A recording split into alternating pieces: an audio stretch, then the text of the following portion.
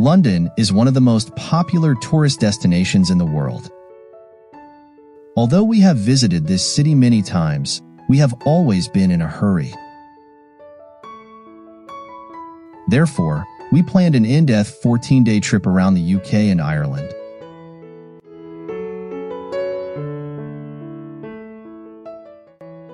Our itinerary started in London, England, and went southwest along the way, passing through Wales. We traveled by ferry to Dublin, Ireland, then headed north to Northern Ireland, taking another ferry to Scotland. In Scotland, we traveled north along the west coast, then moved south along the east coast and finally returned to London, England to complete the entire island tour.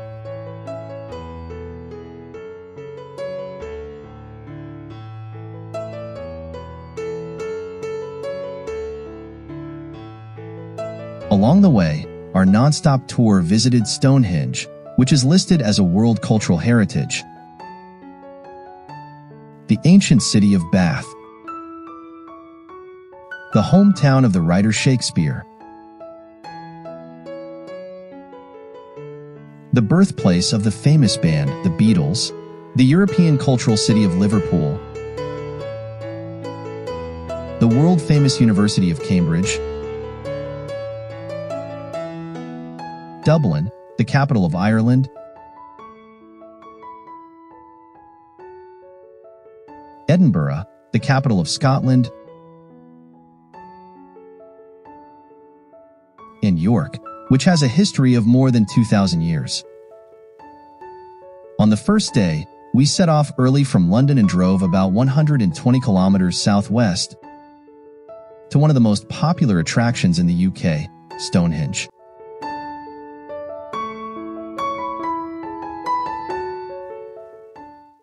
Stonehenge is a prehistoric monument located on the Salisbury Plain in Wiltshire, England, dating back to around 4000 to 2000 BC.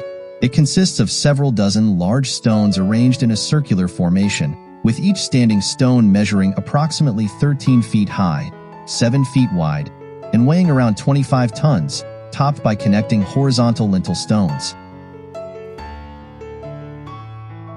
Stonehenge, along with its surrounding related sites, forms the largest stone circle in the world.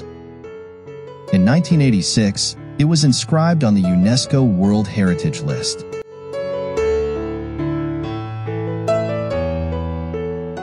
The origins of this massive stone circle and how it has stood for millennia remain a mystery to this day, making it one of the most enigmatic ancient monuments in the world.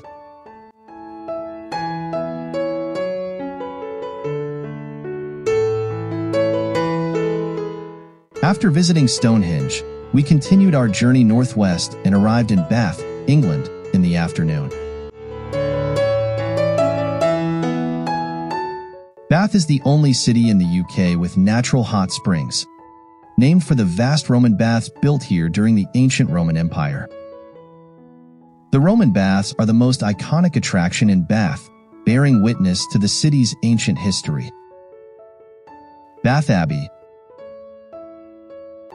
founded in the 7th century AD, was the site of the coronation of the first unified king of England, King Edgar.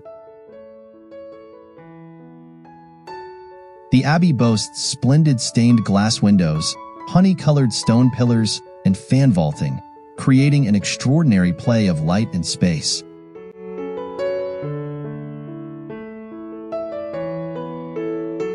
Royal Victoria Park is Bath's largest park, adorned with flower beds, monuments, and an open-air stage. It serves as the venue for grand events such as flower shows and international music festivals held in Bath every year. The Royal Crescent is one of Bath's most magnificent architectural marvels. This row of houses consists of 30 interconnected buildings with 114 columns, forming a terraced crescent overlooking a vast circular lawn in Royal Victoria Park. Its graceful curves and elegant design make it a must-visit spot in Bath. Bath is the only entire city in the UK to be designated a UNESCO World Heritage Site. With over 6 million visitors annually, it ranks among the top 10 most visited cities in the UK by overseas tourists.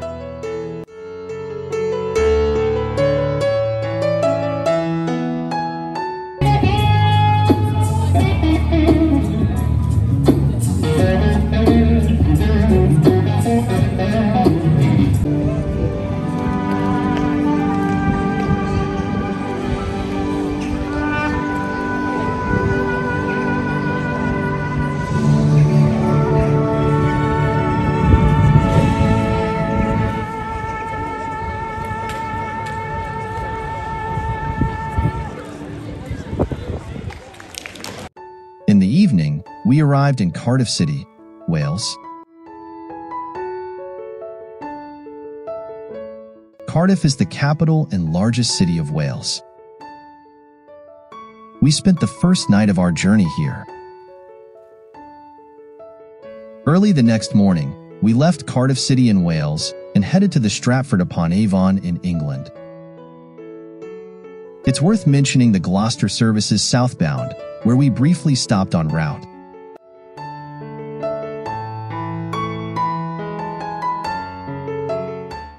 This service area features a 4,000 square meter green roof designed to mimic the natural vegetation of the surrounding landscape, aiming to minimize its aesthetic and biological impact on the environment. It's quite unique. In 2019, customer satisfaction at this service area ranked among the top 5 on British motorways.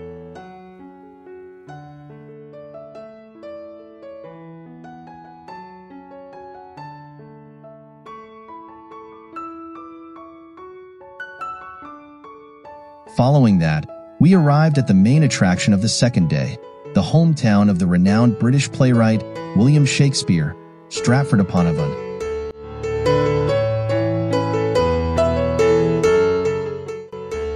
Stratford-upon-Avon is situated on the banks of the River Avon, about 180 kilometers west of London. It is where Shakespeare was born, raised, and where he met, married, and had children with his wife Anne Hathaway. The town's attractions are primarily centered around Shakespeare.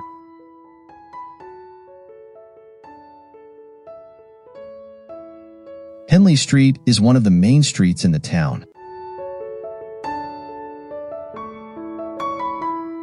At the corner of the street stands the famous jester statue, a bronze sculpture of a jester holding a touchstone, representing a fool character from Shakespeare's play, As You Like It.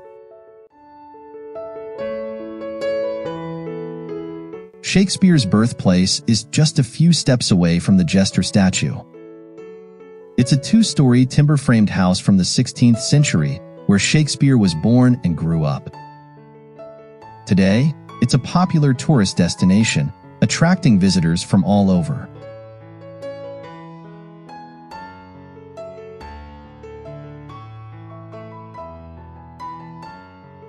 Shakespeare's new place was where Shakespeare spent his later years and where he wrote his final complete masterpiece, The Tempest.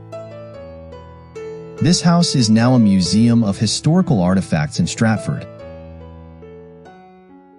Stratford-upon-Avon, the hometown of the literary giant, exudes an aura of intellectuality everywhere.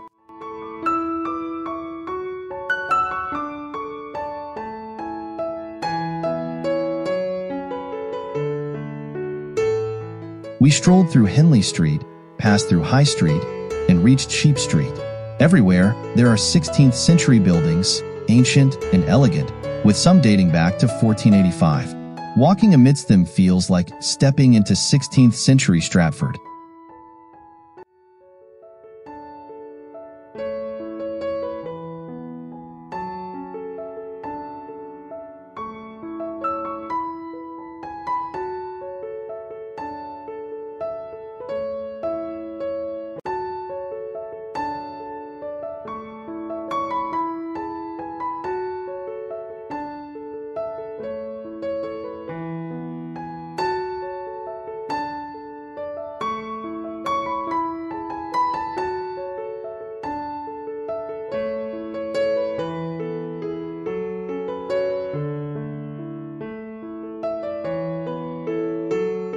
At Fortie's Tea Room on 24 Sheep Street, we indulged in the popular afternoon tea.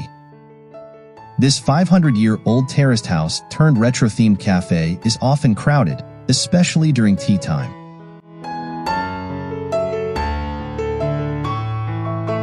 Layers of fresh sandwiches, various exquisite cakes and pastries, paired with the exclusive Fortie's blend tea, provided a feast for the taste buds. After enjoying the exquisite afternoon tea, we concluded our journey through Shakespeare's hometown. After leaving Stratford, we continued north and arrived in Liverpool in the afternoon.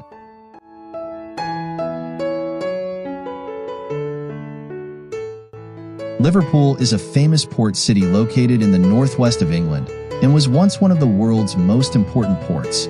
The city is renowned for being the birthplace of the Beatles and is also a footballing mecca with two famous teams. Liverpool has been recognized as one of the best tourist cities in the UK, attracting millions of visitors each year.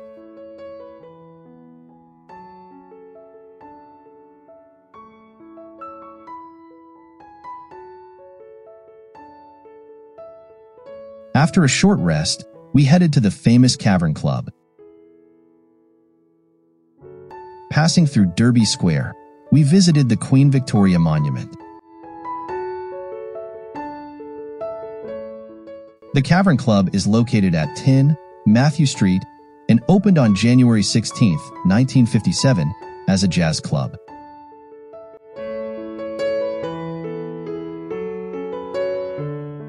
In the 1960s, it became the center of Liverpool's rock music scene, with the Beatles performing here in their early days. Today, the Cavern Club remains the heart of Liverpool's iconic music scene, a vibrant venue for live performances and a landmark for Beatles fans. It's one of the must-visit attractions in Liverpool.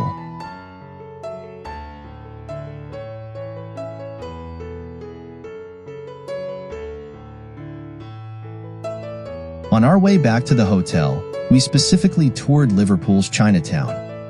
Liverpool Chinatown is one of the oldest Chinese communities in Europe, dating back to the 1840s. It is known for its Chinese-style architecture, and its arch is the largest outside of China. After touring Liverpool Chinatown, we concluded our second day's itinerary.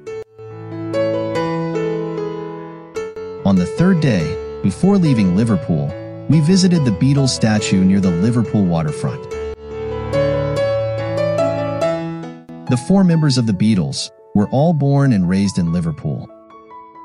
Their music transcended time and borders, and their cultural influence far outweighs their artistic achievements alone. Afterward, we headed to Penny Lane, a road in the southern outskirts of Liverpool. The famous Beatles song, Penny Lane, references this street in its lyrics. We bid farewell to the hometown of the Beatles and arrived in Conwy, North Wales, by noon.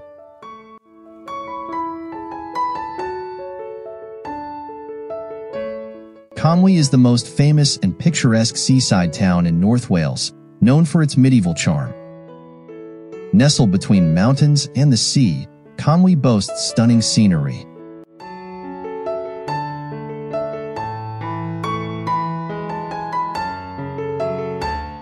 It is home to the largest number of intact medieval castles globally and is particularly renowned for Conwy Castle. This castle, listed as a UNESCO World Heritage Site, is perched on a rocky promontory featuring massive round towers, double-layered fortifications, outer defensive walls, and turrets.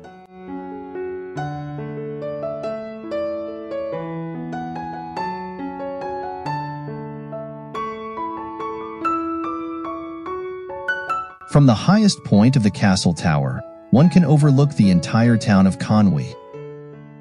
The Conwy River flows gently below the castle, spanned by three large bridges soaring from the castle.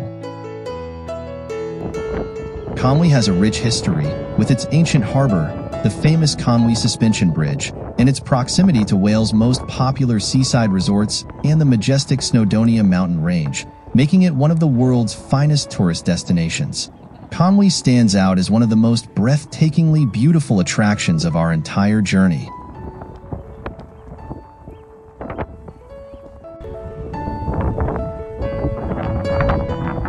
Leaving Conwy Castle, we arrived at a fascinating place in Wales.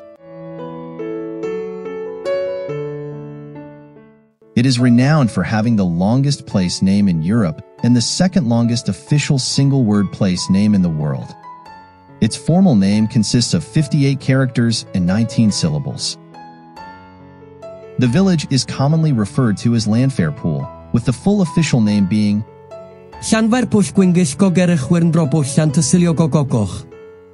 You can try to read it, but I certainly can't.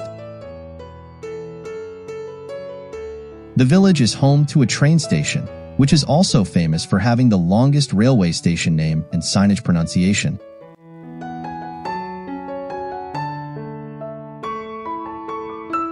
After leaving this place with the long name, we headed to the ferry terminal, Holyhead.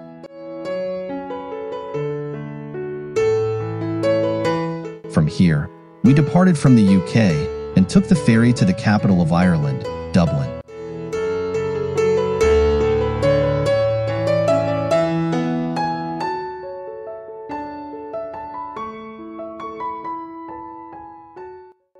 In the next video, we'll continue to share the itinerary of the best of UK and Ireland.